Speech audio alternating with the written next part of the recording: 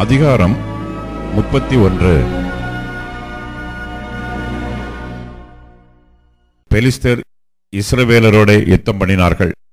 இஸ்ரவேலர் பெலிஸ்தருக்கு முன்பாக முறிந்தோடி கில்போவா மலையிலே வெட்டுண்டு விழுந்தார்கள்.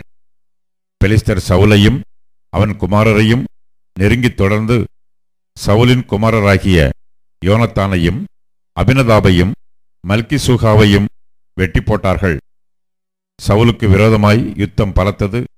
வில்வீரர் அவனை கண்டு நெருங்கினார்கள்.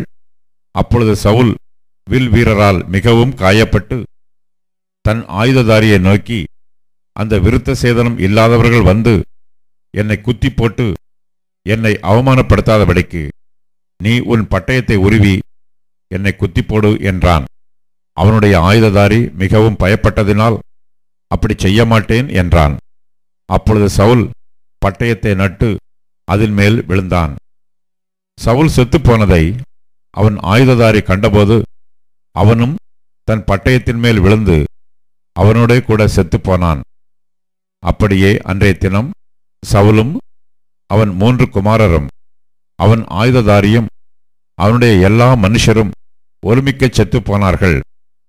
இஸ்ரவேலர் முறிந்தோடினார்கள் என்றும் சவுலும் அவன் குமாரரும் செத்துப்போனார்கள் என்றும் பள்ளத்தாக்குக்கு இப்பாலும் யோர்தானுக்கு இப்பாலும் இருந்த இஸ்ரவேலர் கண்டபோது அவர்கள் பட்டணங்களை விட்டு ஓடிப்போனார்கள்.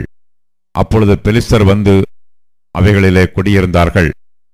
வெட்டுண்டவர்களை உரிந்து கொள்ள பெலிஸ்தர் மறுநாள் வந்தபோது அவர்கள் சவுலும் அவன் 3 குமாரரும் கில்போவா மலையிலே விழுந்து கிடக்கிறதைக் கண்டு அவன் தலையை வெட்டி அவன் ஆயுதங்களை எடுத்துக்கொண்டு தங்கள் விக்கிரகங்களின் கோவில்களிலும் ஜனங்களுக்குள்ளும் செய்தியை பிரசித்தப்படுத்தும்படி அவைகளை பெலிஸ்தர் தேசத்திலே சுற்றிலும் அனுப்பி அவன் ஆயுதங்களை அஸ்தரோத் தேவனுடைய கோவிலிலே வைத்து அவன் உடலை பெத்சானின் அலங்கத்திலே தூக்கி போட்டார்கள்.